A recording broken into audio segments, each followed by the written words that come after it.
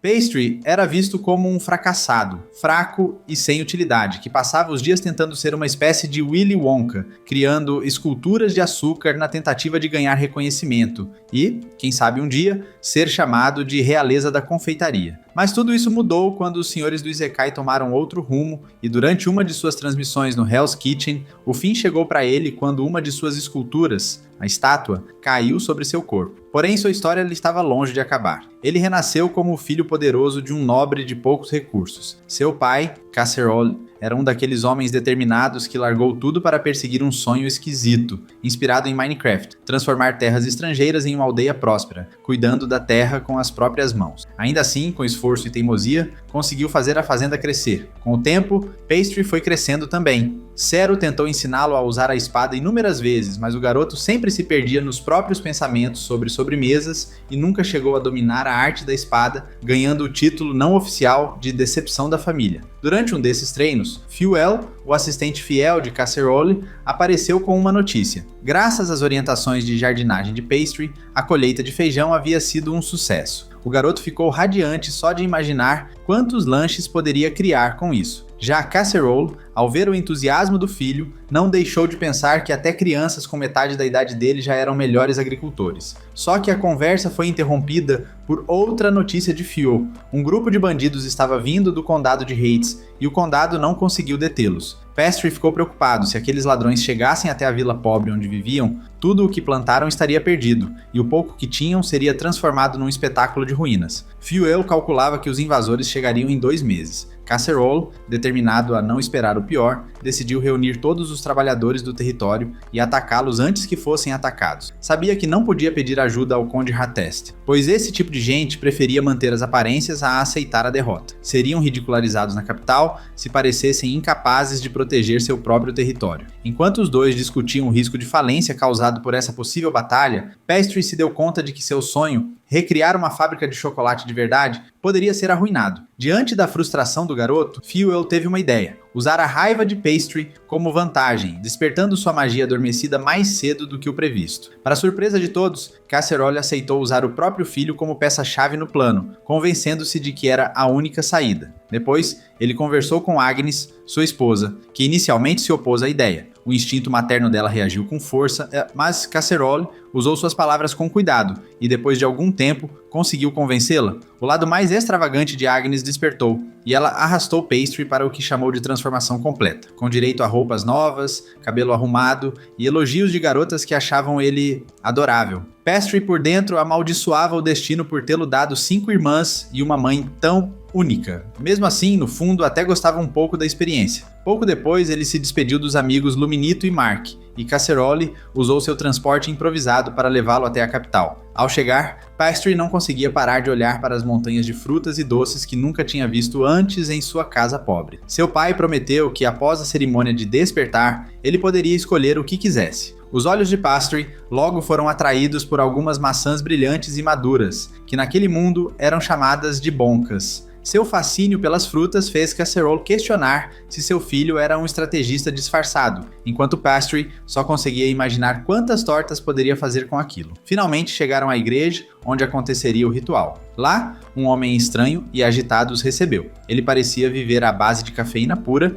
e se surpreendeu ao ver um nobre pobre ali para realizar a cerimônia de despertar do filho. Concordando em prosseguir, ele colocou Pastry numa camisa de contenção, deu-lhe uma bebida estranha e o deixou trancado num quarto escuro e vazio. Os dias passaram, Casserole começou a se preocupar, mas o sacerdote só aumentava o clima sombrio ao dizer que muitos enlouqueciam após passar dias no escuro. No entanto, Pastry lidou surpreendentemente bem com a situação. Na verdade, aproveitou o silêncio para imaginar todas as sobremesas que criaria com aquelas maçãs. Sonhava em transformar aquela terra de fantasia num reino doce, ao fim do seu arco de crescimento mágico. Quando finalmente acordou, não encontrou nenhuma garota encantadora o esperando, mas sim o rosto suado de Casserole. Embora decepcionado, ficou feliz ao saber que seu potencial mágico era tão grande que o ritual levou 2 dias inteiros para ser concluído. Depois ele participou de mais uma cerimônia, onde descobriu que sua magia era a raríssima arte da replicação. Assim, Pastry finalmente conheceu os benefícios do que muitos chamam de armadura de roteiro. Casserole,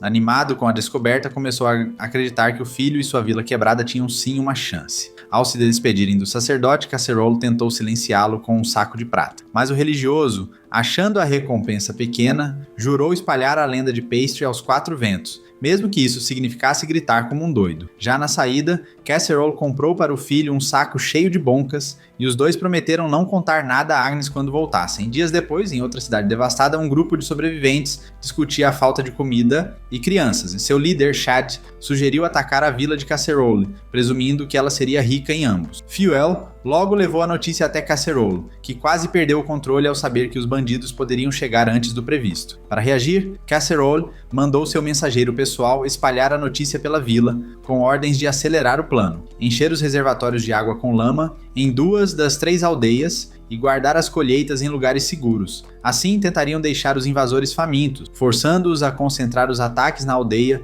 onde Casserole preparava sua emboscada. Até Pastry, com seu foco limitado, sabia que os soldados de brinquedo do pai não resistiriam a uma ameaça real. Percebendo isso, pensou que precisavam de um plano melhor. Nesse momento, Pastry não perdeu a oportunidade e deu a ele uma tarefa: reunir o máximo de pedras possível, já que aquilo era o melhor que conseguiam com as ideias limitadas que tinham. Os ajudantes logo começaram a trabalhar, e enquanto isso, Margs Dulu afirmava para Luminito que era muito mais forte que Pastry, tentando impressioná-la. Apesar de se autodenominar a garota dele, ela rapidamente o coloca no lugar ao cantar para Pastry, deixando claro que ele não passava de um figurante inútil naquela situação.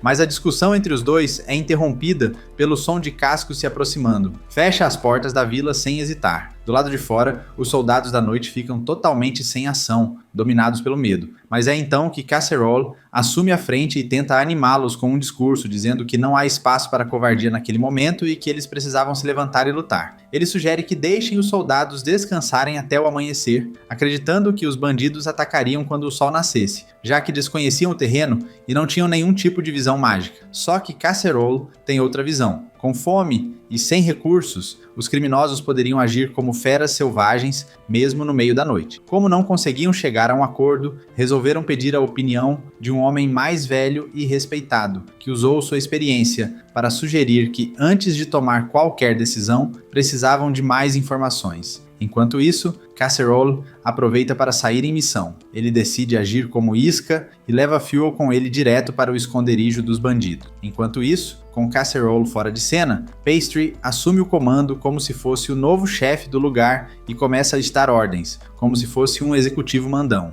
Aproveita para lembrar a todos que, mesmo como coadjuvante, o pai dele tem influência suficiente para evitar surpresas, e já começa a preparar uma armadilha para o inimigo, planejando atacar com flechas em chamas assim que ouvirem qualquer barulho suspeito. Luminito fica encarregada dessa missão, enquanto Fuel usa sua visão especial de 3ª categoria para espiar os inimigos e acaba descobrindo que não estavam lidando com qualquer grupo de trapaceiros fracassados, mas sim com ladrões profissionais. O chefe dos criminosos age como se fosse um detetive famoso, explicando para os comparsas o que já era óbvio. Estavam sendo levados para uma armadilha. Mesmo assim, Casserole é o primeiro a atacá-los, ferindo vários bandidos. Em vez de confrontar diretamente o chefe inimigo, ele segue os planos mais simples de combate, mas, quando sua energia acaba, precisa recuar em direção à vila, sendo seguido pelos ladrões que sobraram. Na verdade, tudo fazia parte de um plano elaborado por ele. Assim que os inimigos chegam perto da vila, são atingidos pelas flechas em chamas que Pastry havia preparado com estratégias dignas de crianças do ensino fundamental. Pastry ainda convoca um grupo de garotos para bombardear os ladrões com pedras. E por incrível que pareça, essa combinação de truques simples e pura determinação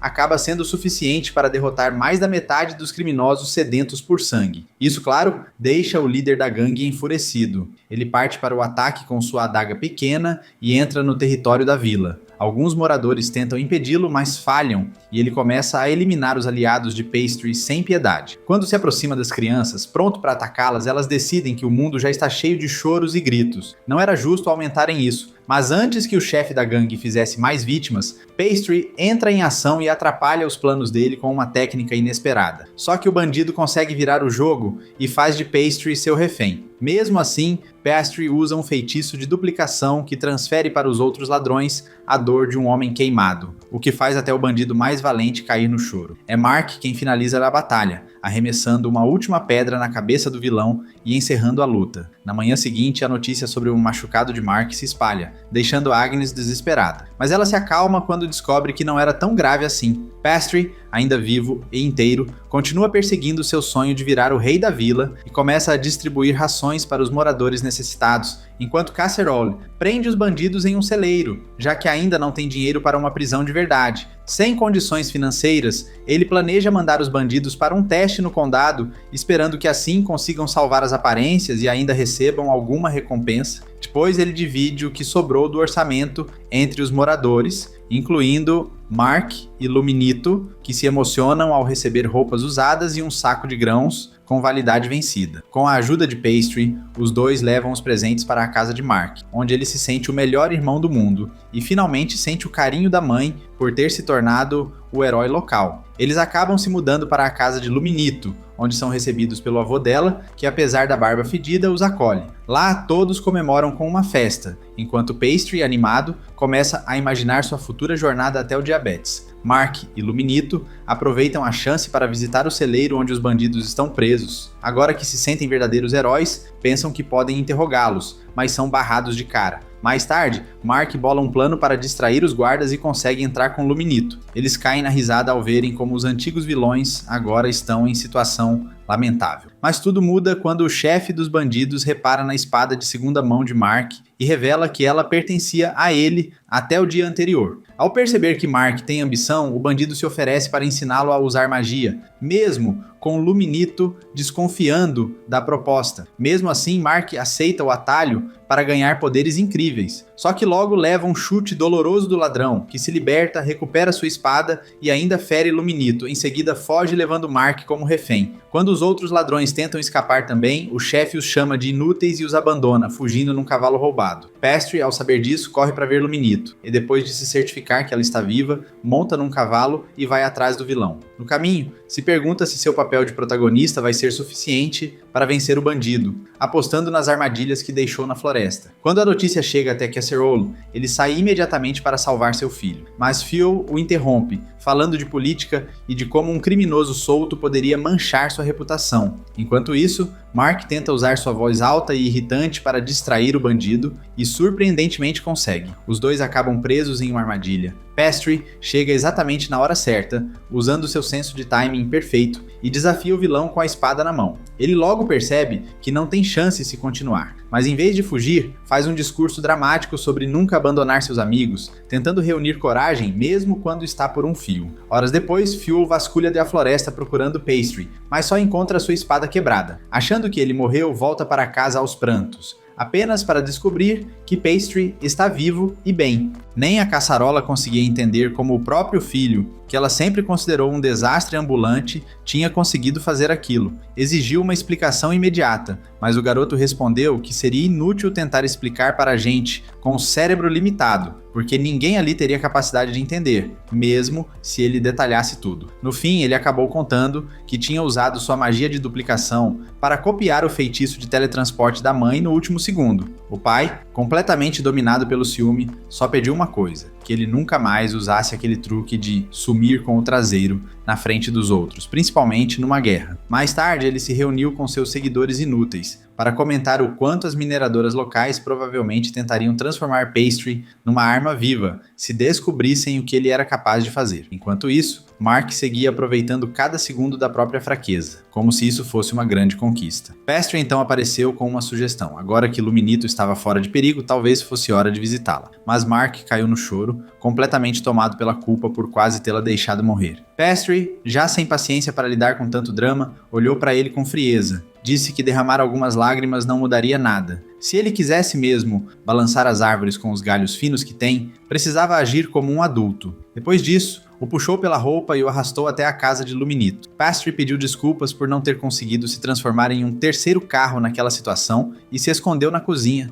envergonhado, mergulhando em sua única paixão verdadeira: as sobremesas. Decidiu que, se a vida lhe desse limões, ele faria uma torta doce de limão com maçã. Enquanto isso, Mark se ajoelhou diante de Luminito e implorou por perdão. Com o rosto vermelho, perguntou se ela ainda o aceitaria como parceiro depois de tudo. Ela ficou em silêncio, sem saber o que responder. Foi quando Pastry retornou com sua postura impecável e uma torta nas mãos. Ofereceu um pedaço aos dois, fazendo com que esquecessem por um momento os traumas e arrependimentos. Com seu jeito exagerado, o confeiteiro começou a explicar como diferentes tipos de maçãs podiam ser usados para receitas diferentes, comparando isso às pessoas que também têm papéis variados na vida. Disse que ainda planejava recrutar Mark para seu futuro exército, mesmo ele sendo um fracasso completo, o que fez o rapaz cair em lágrimas por finalmente sentir que tinha algum valor. Nesse instante, o pai de Luminito apareceu completamente alheio à situação e declarou que, já que Mark havia entregado sua filha,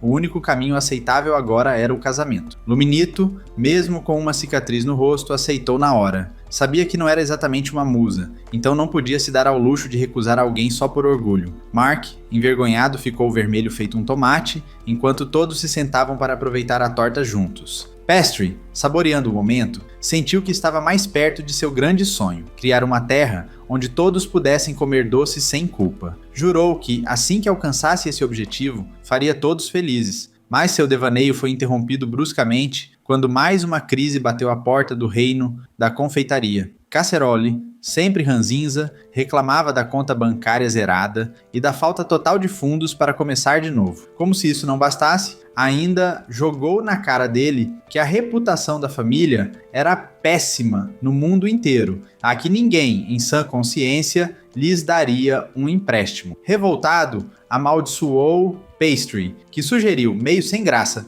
pedir ajuda financeira aos pais dele ou da esposa. Só que a resposta foi pior. O pai de Pastry não só era um líder desastroso, como também tinha cortado laços com a própria família por não permitirem seu casamento com Agnes. E sinceramente, Pastry não se importava nem um pouco com esse drama conjugal. Ainda assim, Casserole fez questão de contar como fugiu com Agnes, que depois perdeu tudo o que tinha para um vagabundo chamado Rhys. Enquanto desabafava essas memórias ao lado de seus dois amigos, percebeu que eles estavam mais ocupados flertando um com o outro do que ouvindo suas lamúrias. Foi nesse instante que caiu a ficha. Tinha sido rebaixado oficialmente à categoria de vela. Precisando usar suas últimas 2 células cerebrais, perguntou se alguém tinha uma ideia brilhante para ele ficar rico de um dia para o outro. Luminito sugeriu abrir uma loja de tortas de maçã, ideia que deixou Pastry animado. Mas ele logo se lembrou de que precisava sair do fundo do poço antes de comprar maçãs. Mark deu outra sugestão, dar aulas de magia, mas Pastry sabia que isso significaria virar um professor mal pago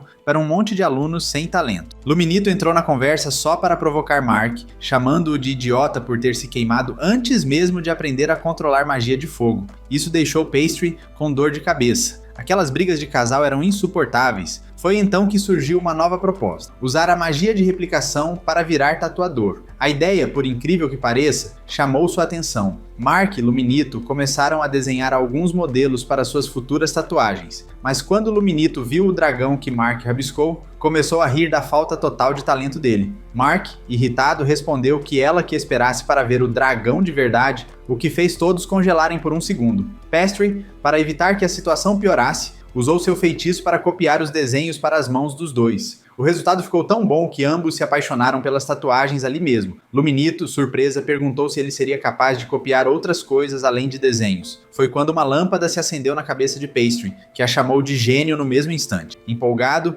correu até os pais e relembrou Casserole de como ele usava sua magia de teletransporte para levar Josephine, irmã de Pastry, a festas e bailes para que ela conseguisse um marido rico, agora que estava na idade certa. Então perguntou o que as famílias sem esse tipo de vantagem mágica fazem. Agnes respondeu que elas gastam uma fortuna com viagens para apresentar suas filhas. Foi aí que Pastry apresentou sua nova ideia: usar a replicação mágica para criar retratos de Agnes e oferecê-los a nobres como uma forma econômica de arranjar casamentos. Casserole, sem conseguir pensar em nada melhor, adorou a proposta e começou a imaginar o dia em que ficaria milionário às custas do próprio filho. Enquanto isso, Agnes pediu que Pastry desse um retoque mágico em sua pele envelhecida. Ele apenas suspirou, cansado de ter sua magia usada para embelezar coisas. Logo depois, Casserole e Pastry viajaram até Retestan para agendar uma reunião com a condessa que estava por trás da atual falência deles. Assim que chegaram, Casserole tentou impressioná-la, mas ela logo se virou toda para Pastry, e ele ficou sem palavras ao notar como ela estava estranha, com uma tintura de cabelo absolutamente desastrosa. Mais tarde, sentaram-se à mesa para um chá. Pastry se surpreendeu ao ver ali várias sobremesas do velho mundo que tanto amava. Enquanto Casserole se esforçava para elogiar exageradamente aquele banquete, a condessa deixou bem claro que aquilo não agradava seu paladar refinado. Isso a deixou frustrada, pois queria muito agradar. A conversa seguiu para temas mais chatos, como agricultura,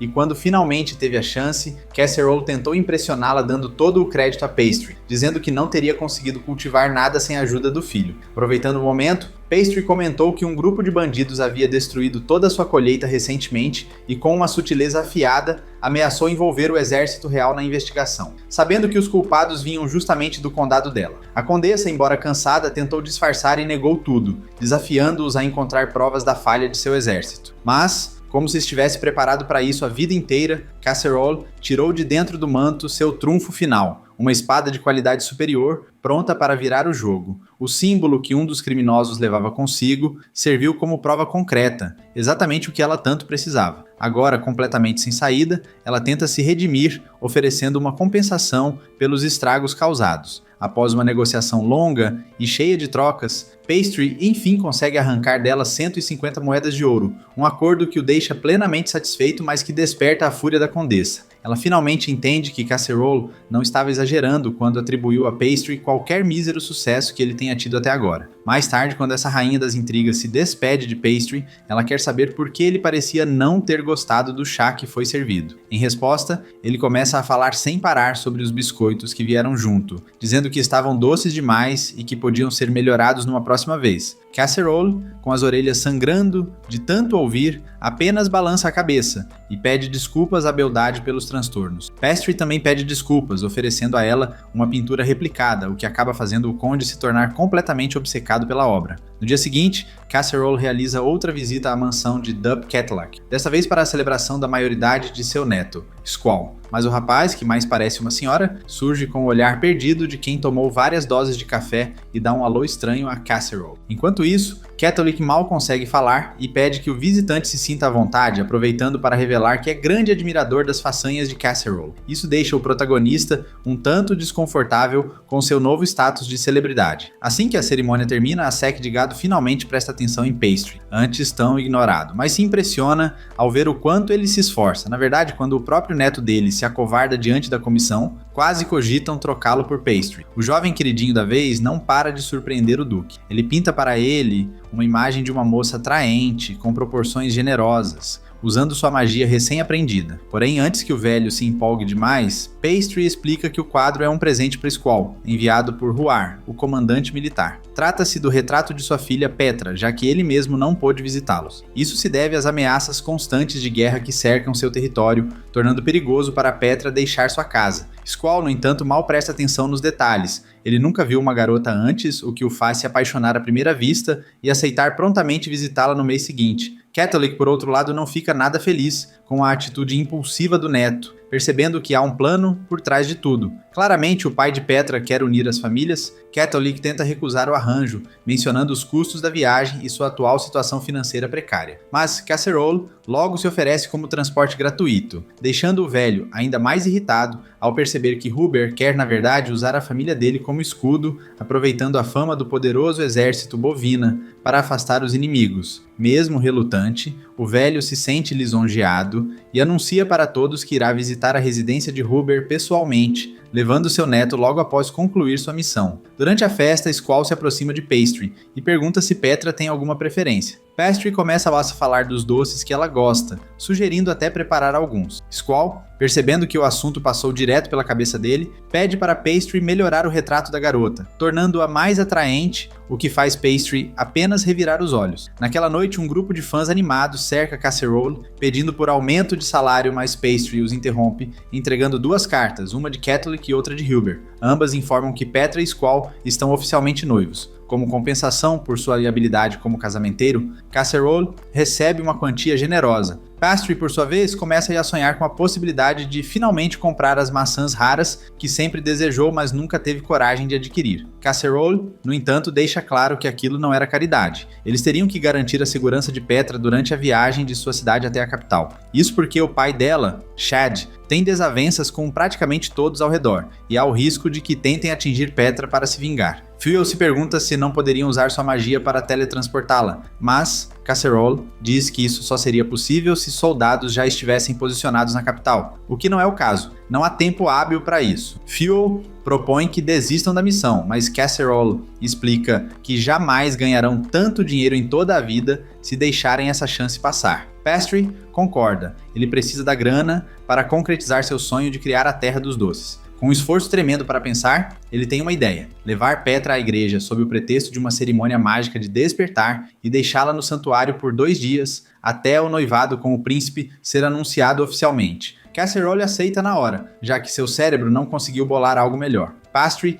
tenta sair discretamente da sala, torcendo para que a ideia sirva de desculpa para os fundos que ele desviou do prêmio. Mas, mesmo sendo desligado para algumas coisas, o pai dele não vacila quando se trata de dinheiro. Assim que descobre sobre as maçãs e o açúcar que foram encomendados, ele dá um belo tapa em Pastry. No dia seguinte, pai e filho seguem para a casa de Huber, encarregados de escoltar Petra. Pastry descobre que não terá apenas uma jovem ao seu lado, mas 2, já que Petra tem uma irmã gêmea. A irmã sedutora logo tenta bajulá-lo, esperando ganhar mais dos biscoitos de nozes que ele faz, mas ele logo esfria o clima ao começar a falar sobre a qualidade da farinha usada. Dentro da carruagem, ele tenta puxar papo com Lorus, a irmã mais reservada, mas ela o ignora completamente. Petra logo a repreende, dizendo que ela precisa ser mais direta se não quiser levar um puxão de orelha, principalmente considerando seus planos nulos. Mesmo assim, a garota apenas se retrai mais. Pastry só repara nela quando Petra para de responder suas tentativas de conversa. Logo depois, Casserole e Huber entram na carruagem e partem em direção à igreja. O grupo é seguido por um bando de mercenários disfarçados, prontos para virar o jogo.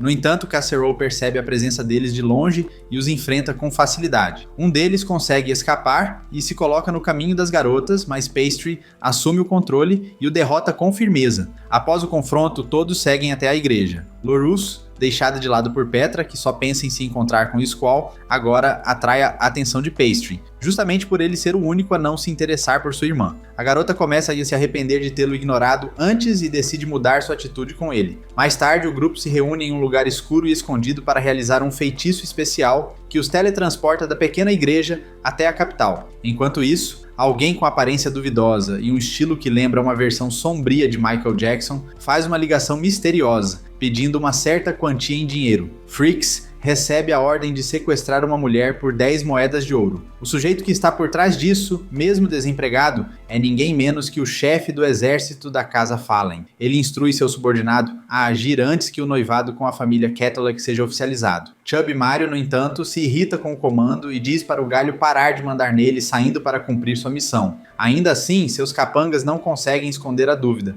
Por que um ex-duque estaria se esforçando tanto para recuperar seu título de nobreza? Mario então revela que o plano do sujeito ressentido é sequestrar a noiva do herdeiro da família Cadillac, talvez até se casar com ela, para tentar voltar a ser nobre, apostando que ela acabará se apaixonando pelo sequestrador. No fim das contas, o que importa para ele é o dinheiro. De volta à igreja, Petra sente que vai morrer de tédio por estar longe dos holofotes e reclama que não vê a hora de conhecer Squall, já que vem suspirando pelo retrato dele há dias. Pastry, orgulhoso do seu talento para juntar casais, compara isso ao processo de fazer sobremesas, mas logo é interrompido pelo pai, que o puxa de volta à realidade e lembra que ele está em horário de trabalho. Quando o combustível aparece outra vez, Casserole explica a Pastry que enquanto Petra estiver no santuário, será sua tarefa acompanhar Lorus até o quarto de hóspedes e deixá-la confortável, mas Casserole logo o repreende por encher a cabeça do filho com bobagens. O jovem inocente leva a garota rica até o quarto de hóspedes, mas todos os seus planos vão por água abaixo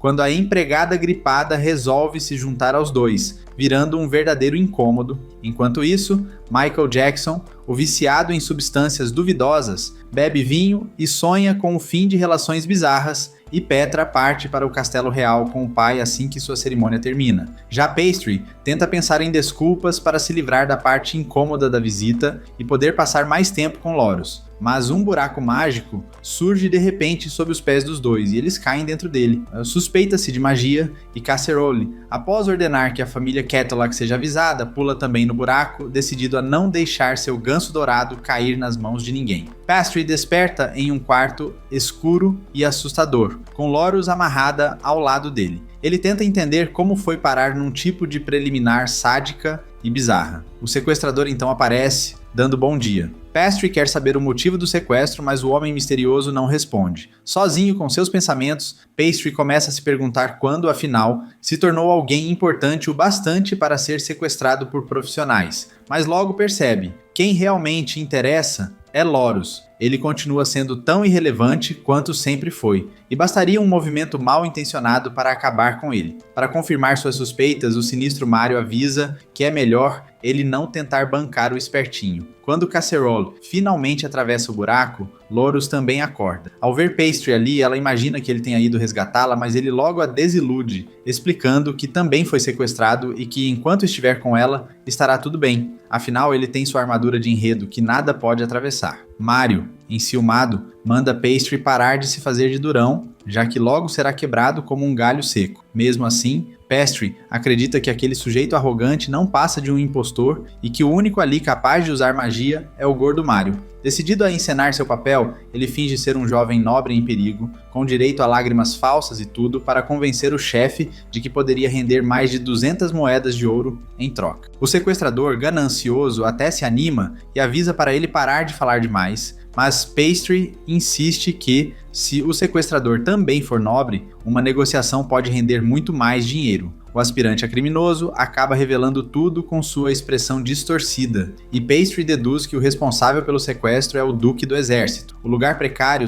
e a velha rivalidade com o pai de Lorus confirmam suas suspeitas. Para avisar seu pai inútil, ele grava uma mensagem nas roupas e a envia. Enquanto isso, Casserole descobre que o pai tímido de Lorus não mandará soldados para salvá-la. Está muito ocupado bajulando o sexo com gado e usando sua outra filha como moeda de troca, o que desaponta a todos. Para piorar, Amy começa a discursar sobre paternidade como se o desaparecimento de Pastry não fosse nada demais, até levar um chega pra lá do braço direito de Casserole. Nesse momento, a fita de Pastry chega até eles e, ao descobrirem que o velho rival do exército está por trás de tudo, Casserole transporta combustível para a capital e sai sozinho para resgatar o filho. Enquanto isso, o sequestrador volta furioso ao perceber que sequestrou a irmã errada e quase ataca Lorus. Pastry se coloca entre eles tentando bancar o herói para aumentar suas chances com ela e acaba levando uma surra. Com Pastry caído, o sequestrador levanta a espada para acabar com Lorus, mas ela invoca o garoto com o poder do choro.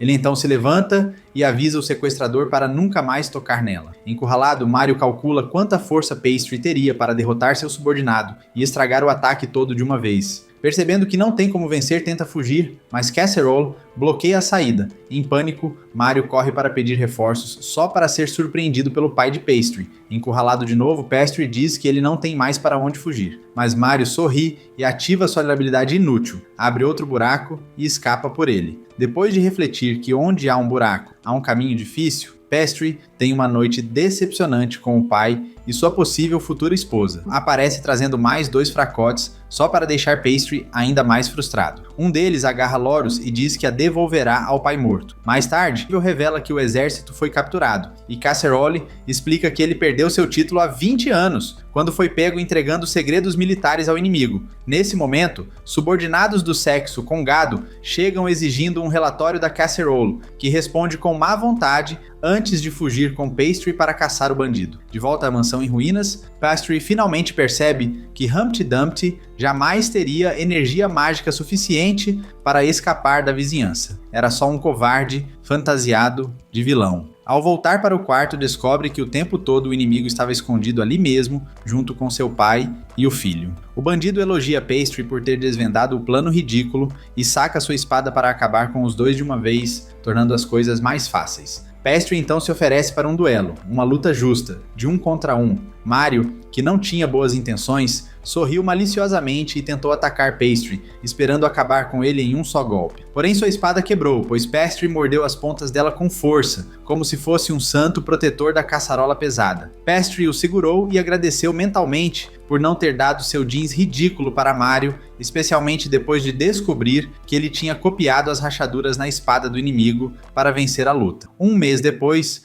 quando Squall e Petra se tornaram bons amigos, Pastry foi ao casamento deles e aproveitou para perguntar ao Duque Cadillac se ele tinha sido quem passou informações falsas aos sequestradores sobre a aparência da garota. Pastry suspeitava que isso tinha sido uma forma do Duque tentar se livrar da ameaça que sentia pela ressurreição do exército da casa. Embora o Duque negasse tudo, Pastry sabia que ele era o verdadeiro traidor na situação. Pastry usou essa informação para conseguir mais dinheiro do Duque, ameaçando revelar tudo para o Duque Huber por engano. O Duque Cadillac, irritado, concordou em ajudar e admitiu seu erro, amaldiçoando a esperteza e a manipulação de Pastry. Logo, apareceu o Duque Huber, que agradeceu a Pastry por resolver aquela confusão. Ele então perguntou, meio sem jeito, se Pastry tinha alguém especial por quem se interessasse. Pastry se perguntou por que um homem da idade dele estava tão curioso sobre sua vida amorosa, que na verdade não existia. Pastry explicou que ainda era muito jovem para essas coisas, mas o Duque sugeriu que ele ficasse noivo de Lorus antes que outra mulher aparecesse.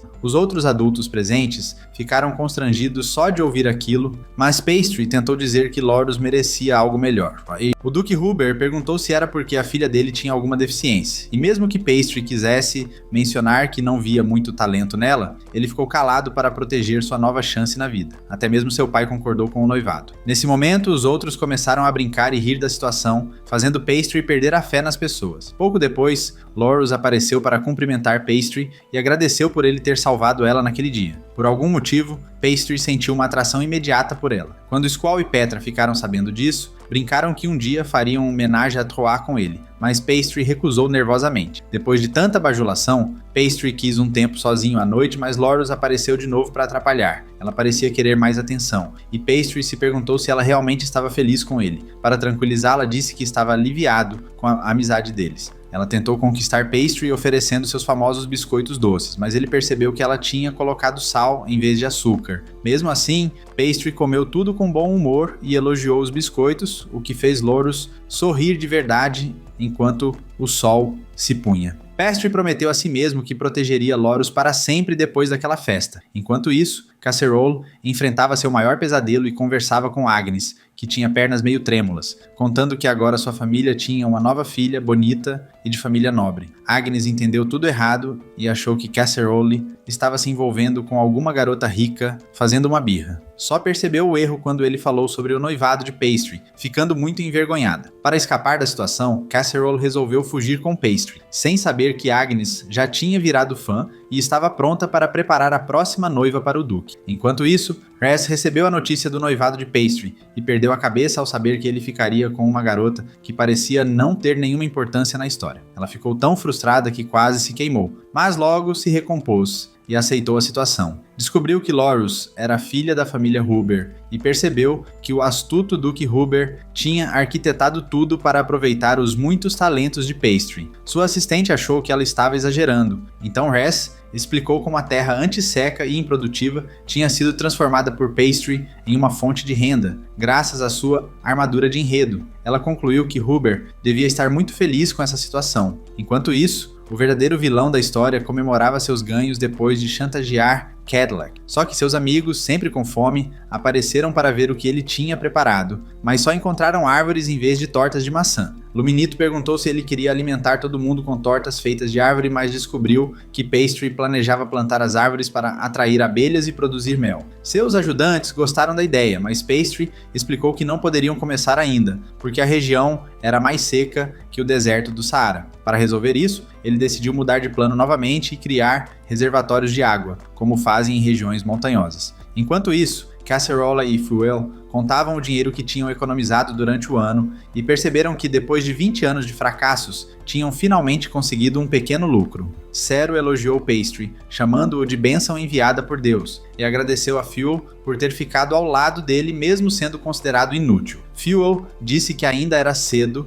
para comemorar, pois a Vila Nova ainda estava em construção e mais de 40 pessoas estavam para chegar. Para piorar a situação, ele contou que Pastry estava chegando com seus parceiros para causar mais confusão. Casserole amaldiçoou o dia em que aceitou a situação, enquanto a criança problemática, que agora tinha cabelo estilo Satama, começou a usar as montanhas como um saco de pancadas copiando a magia do malvado Mario. Ele continuou até conseguir abrir um reservatório de água, depois explicou que, quando chovesse, essa vala iria guardar a água para eles e abastecer as árvores que plantariam nos arredores. Pastry começou a sonhar acordado, imaginando o quão rápido conseguiria transformar aquela região em sua terra de açúcar. Mas Mark interrompeu seus pensamentos, chamando sua atenção para uma caçarola furiosa. Ao mesmo tempo, a rainha das intrigas reclamava que nenhum dos dois era jovem o bastante para aplaudir. Pastry não tinha filhos nem foi preso, então ela continuava bebendo chá tentando provar que a idade era só um número e que tinha que estar na foto de alguma forma. Alguns dias depois, quando Pastry já tinha criado um canal funcional para a vila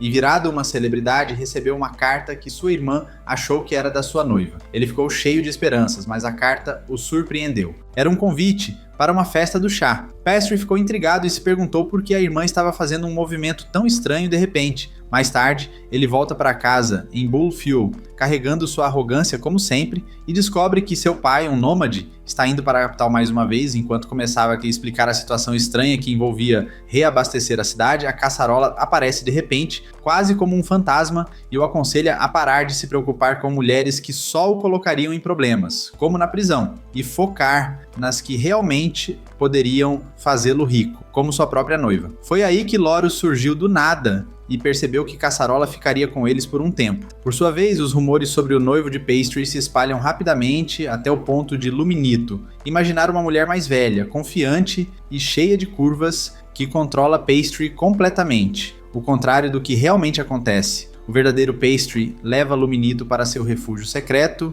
que não é seu quarto, mas sim a cozinha, onde ele prepara seus doces favoritos. Enquanto isso, o subordinado de Huber questiona por que enviou a filha para a pobre vila de Caçarola, mesmo sem o noivado oficial entre ela e Pastry. O conspirador esperto explica que fez isso para impedir qualquer plano da rainha das tramas de se aproximar de Pastry, principalmente depois que ela o convidou para aquele disfarce que chamam de chá. Além disso, suspeitando que uma guerra pode estar prestes a começar com seus vizinhos Ludars, ele usou o pouco de amor paterno que lhe restava para mandar a filha para longe, em segurança, de volta à vila. Lorus fica na cozinha de Pastry, na esperança de conquistar o rapaz, e o incomoda, perguntando o que ele está fazendo. Depois de algumas perguntas bobas sobre se açúcar é açúcar e maçã é maçã, Lorus ouve que Pastry está tão quebrado que mal pode comprar até 1 quilo de maçãs e que ele teve que abrir mão da mesada para alimentar uma mulher. Quando a massa finalmente fica pronta, Pastry espalha uma calda doce sobre ela com um sorriso satisfeito, deixando Lorus intrigado. Por que ele está tão animado com a calda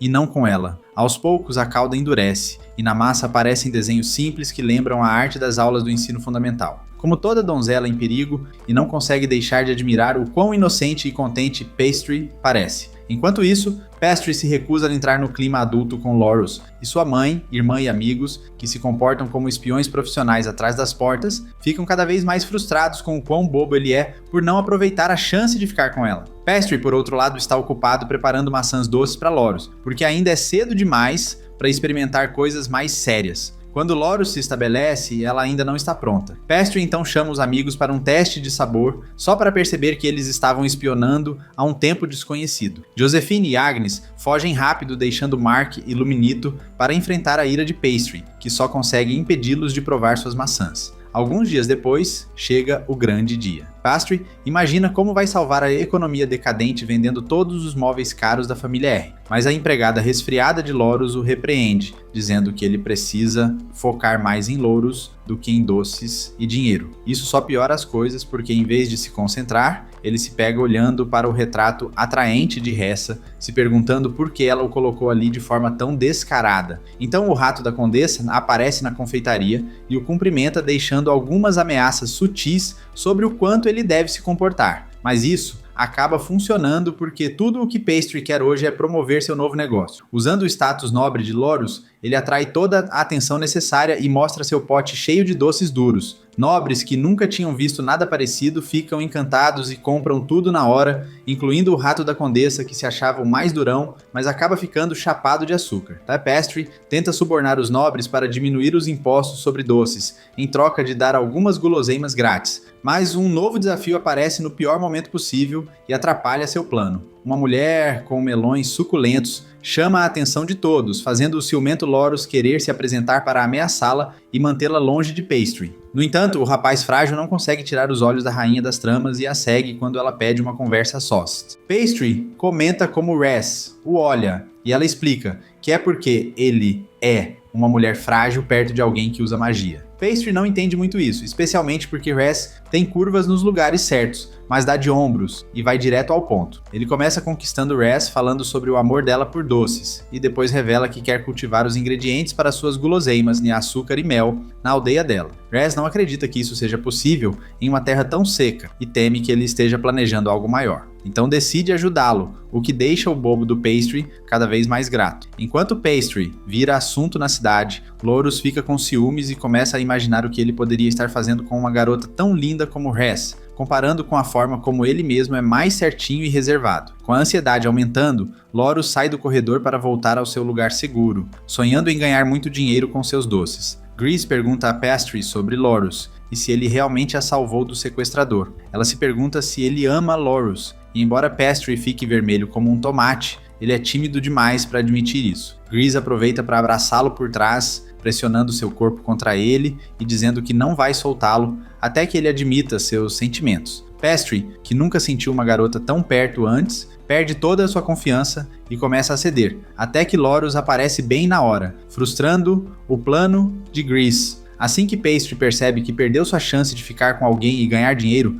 ele corre atrás de Lorus, que com o coração partido foge de sua empregada arrogante. Ele a encontrou sozinha no jardim, chorando silenciosamente. Tentou se desculpar, querendo amenizar a situação, mas ela, ainda magoada, reclamava que aquele teste havia sido injusto e manipulado, e dizia que nunca seria boa o bastante para ele. Ela entendia bem porque ele tanto elogiava os atributos de Res, que tinha um corpo perfeito como uma tábua. Mesmo assim, as lágrimas não paravam, e ela se comparava com sua irmã, que era linda e cheia de confiança, o que só a deixava mais tímida. Então, Pastry, sem usar palavras complicadas ou enrolação, interrompeu o momento e afirmou que gostava dela exatamente do jeito que ela era, como se ele não estivesse abraçando outra garota poucos instantes antes. Ele pediu que ela confiasse nele, e apesar de ser meio atrapalhado e não muito esperto, Lorus assentiu com a cabeça. E um sorriso tímido voltou a iluminitonar seu rosto. Pastry desapareceu num piscar de olhos, teletransportando-se para casa, enquanto todos os outros observavam preocupados sua vida amorosa afundando cada vez mais. Depois de um tempo, ele voltou e Lorus, esperando que ele trouxesse flores, ficou surpresa quando ele apareceu com uma de suas famosas maçãs cristalizadas. Ele explicou que havia feito aquela especialmente para ela, com um pequeno coração esculpido na fruta. Cansada daquela obsessão dele com doces, ela desistiu de reclamar e deu uma mordida, o que a fez se lembrar da primeira vez que ficaram juntos na cozinha. As lembranças trouxeram lágrimas aos seus olhos, e ele explicou que aquelas maçãs doces também eram chamadas de maçãs do amor, por isso usou aquela para demonstrar todo o seu carinho por ela. Enquanto ela refletia se uma maçã coberta de açúcar e um pouco de carinho seriam suficientes para perdoar uma traição, ele a levantou e pediu novamente que confiasse nele. Mais uma vez, perdida naquela admiração pelo seu deus do açúcar, ela o perdoou e agradeceu pelo presente. Porém, antes que Pastry pudesse continuar a desenvolver o que parecia ser uma história romântica, a empregada arrogante apareceu, interrompeu a cena e levou Lorus embora. Sozinho, Pastry encontrou seu novo recruta, Nicolo,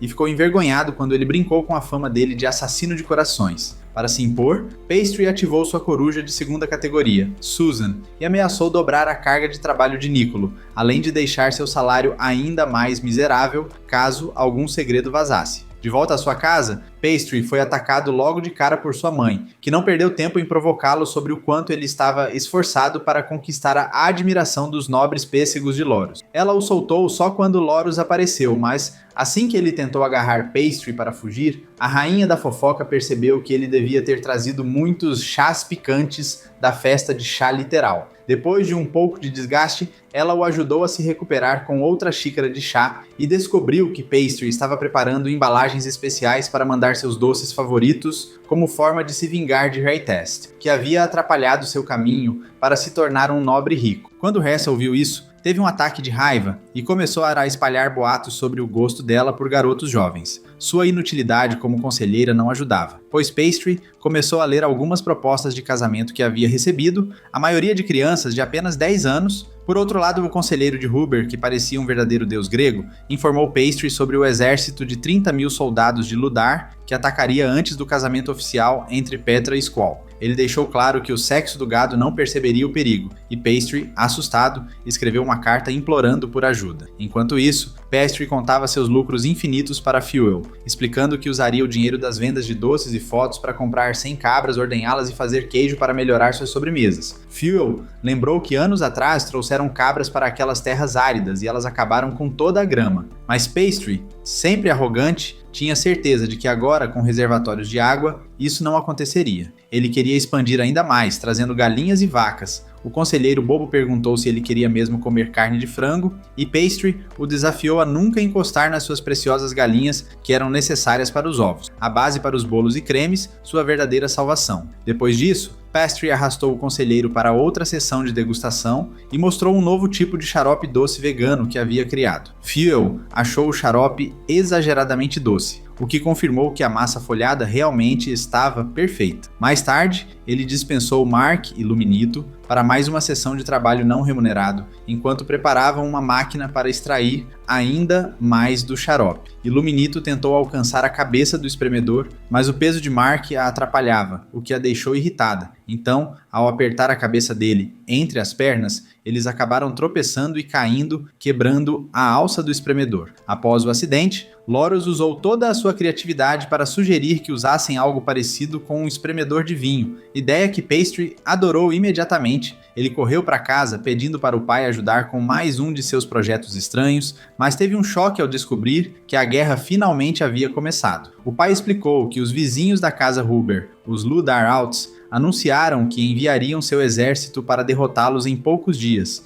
notícia que deixou Pastry assustado. Alguns dias depois, enquanto Pastry preparava um creme branco, seu pai e seus homens treinavam, suando e especulando se bater o creme por horas era uma nova forma secreta de ganhar músculos. Pastry sorriu, explicando que bater nada fazia para desenvolver músculos e que sua dieta para diabetes, que não tinha quase nenhuma proteína, irritava Casserole, que insistia para que ele cuidasse da saúde. Enquanto isso, o exército Ludaraut se reunia em sua tenda, discutindo como Huber deve ter sentido que o exército de 30 mil era uma mentira. Eles concluíram que ele não pediu reforços do secretário do gado, ou porque Cadillac recusou, ou porque Huber se sentiu convencido demais para fazer isso. Os Ludar decidiram que a segunda opção era a mais provável, e eles agora tinham que se preparar para enfrentar um exército de apenas 10 mil sozinhos. Enquanto pensavam em como lidar com isso, um soldado trouxe a notícia de que Squall estava hospedado na casa Huber, o que fez o general sorrir com malícia.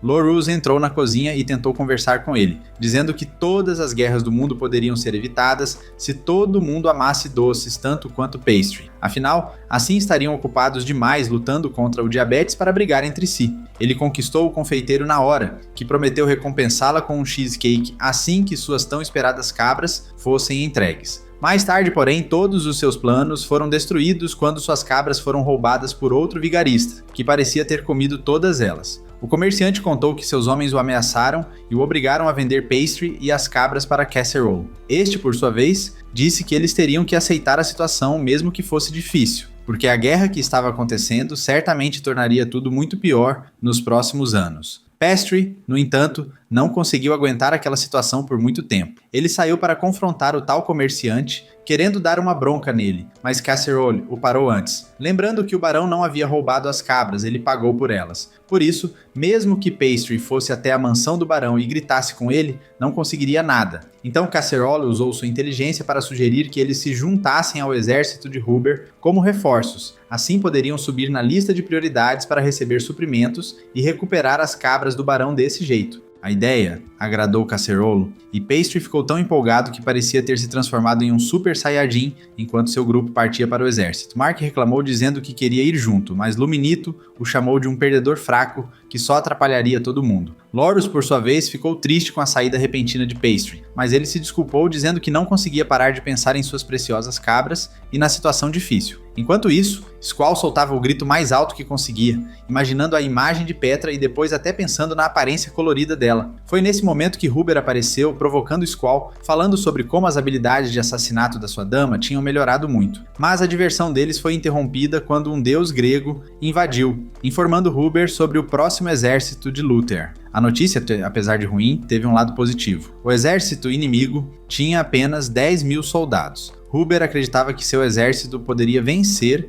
e pediu para Squall se preparar para finalmente se tornar um homem e liderar uma das unidades na linha de frente. Squall nunca tinha pisado em um campo de batalha antes e quase teve um ataque de nervos, mas acabou aceitando, pensando que poderia impressionar Petra mostrando seu lado militar. Enquanto isso, um inimigo astuto, com dentes afiados como o tubarão, planejava atacar Squall, esperando que eles estivessem no campo de batalha ao mesmo tempo. Squall foi para a batalha. Horas depois, Pastry e Casserole chegaram à mansão de Huber e discutiam o plano de batalha. Casserole sentia que algo estava errado na formação inimiga, mas não conseguia identificar o problema. Pastry usou seu poder mágico chamado Mech para entender a situação e explicou que os inimigos, que deveriam estar se preparando para atacar, estavam em uma posição defensiva. Isso fez com que eles entendessem que, se ele fosse o estrategista, usaria pequenas unidades para fazer várias emboscadas, principalmente contra a linha de frente do inimigo. Foi quando Huber percebeu que tinha falhado e, sem querer, mandou Squall para o lugar perfeito para uma armadilha. Ao ouvir isso, Casserole e Pastry correram imediatamente para tentar salvar Squall, que avançava para o território inimigo. Logo, as forças de Ludar cercaram completamente o exército de Squall. Ele percebeu que estava praticamente perdido, como carne pronta para ser defumada. Seus homens pediram ordens e ele disse para recuarem, mas logo percebeu que essa opção não estava mais disponível. A única escolha era lutar. Pouco antes de atacar, Pastry apareceu para resgatar Squall, que quase começou a chorar de alívio. Quando a batalha acabou e Squall foi salvo, ele segurou a mão de Pastry como se fossem amantes distantes, agradecendo silenciosamente. Porém, ficou horrorizado ao ver todos os soldados que haviam morrido por causa dele. Ludar, por outro lado, aceitou a derrota amargamente, impressionado que o inteligente Huber havia conseguido domar um guerreiro como Casserole. De volta à casa, Huber ficou feliz por não ter perdido sua filha e disse que ficaria eternamente grato a Pastry. Tanto ele quanto seu pai exageraram ao contar as histórias de como Squall foi heróico no campo de batalha, mesmo sabendo que ele não passava de um fraco. Depois de se despedir para descansar, Petra apareceu preocupada, mas foi ignorada pela autocomiseração de Squall, que pediu para ficar sozinho, machucado por dentro. Petra sentiu o peso da derrota. Foi a primeira vez que viu Squall fazer algo além de tentar impressioná-la e se perguntou o que poderia fazer para ajudar, mesmo se sentindo tão inútil quanto ele. Casserole, mais sensível, lembrou que Pastry já havia ajudado Mark a sair da depressão e se perguntou se poderia fazer o mesmo por Squall. Então ele se lembrou do que Loros disse: doces são sempre melhores que reclamações, e começou a preparar outra obra-prima na cozinha. Enquanto isso, Huber organizava uma grande festa para comemorar, mas Squall estava de mau humor durante toda a celebração. Na confeitaria, ele preparava a massa, passando manteiga nas maçãs para fazer a sobremesa perfeita. Casserole tentou animar Squall, dizendo para ele se orgulhar de sua personalidade forte, mesmo que ruim, mas ele continuava lembrando do derramamento de sangue na batalha. Nesse momento, Pastry apareceu e cutucou a insegurança de Squall ao elogiar seu sogro. Ele esqueceu por um instante suas preocupações ao mostrar sua torta Thatching e entregar um prato para Squall. Ele explicou que a receita foi inspirada no fracasso mundial de Squall. Quando Squall não entendeu, Pastry explicou que a torta era uma versão errada da torta de maçã, porque o criador esqueceu de espalhar a massa no fundo, tendo que colocá-la por cima das maçãs. Isso estragou a receita, mas ao mesmo tempo criou algo único e bonito. Essa explicação deixou Squall ainda mais desconfortável, mas Pastry continuou dizendo que às vezes um fracasso pode trazer milagres tão incríveis quanto uma torta Thatching. Por isso, Squall não deveria se culpar tanto. Isso fez com que ele lembrasse dos traumas da sua família, onde sempre foi ensinado a nunca falhar. Foi então que Petra interveio, dizendo que sentia apenas orgulho por ele ter voltado para casa são e salvo, mesmo que isso tivesse custado mais de 100 vidas inocentes. A conversa deles sobre o Jutsu finalmente fez Squall prometer que tentaria ser um líder melhor no futuro, mas ele acabou ignorando Pastry, seu verdadeiro salvador, e convidou o amigo para beber algo com ele no jardim. Mais tarde, Pastry voltou para casa com os presentes que juntou de Dan Huber e contou para Fuel que seu pai tinha ficado com o Duque para comprar de volta todas as cabras que tinham sido roubadas, destruindo o que restava do Barão Trapaceiro. Vendo a expressão estranha de Fuel, Cinderela sentiu um calafrio. Assim que Casserole voltou, pegou a massa para ajudar a teletransportar todos os animais recuperados, e Fuel percebeu que ele praticamente trouxe um zoológico inteiro para a pequena e pobre vila. Ele até saiu com Alcaçuz para um encontro na capital, enquanto Hartest não conseguiu esconder sua raiva pela ousadia de Pastry e S. Alguns dias depois, Pastry finalmente cumpriu sua promessa a Loros, fazendo um cheesecake que ela adorou. E assim terminam as doces aventuras de Pastry.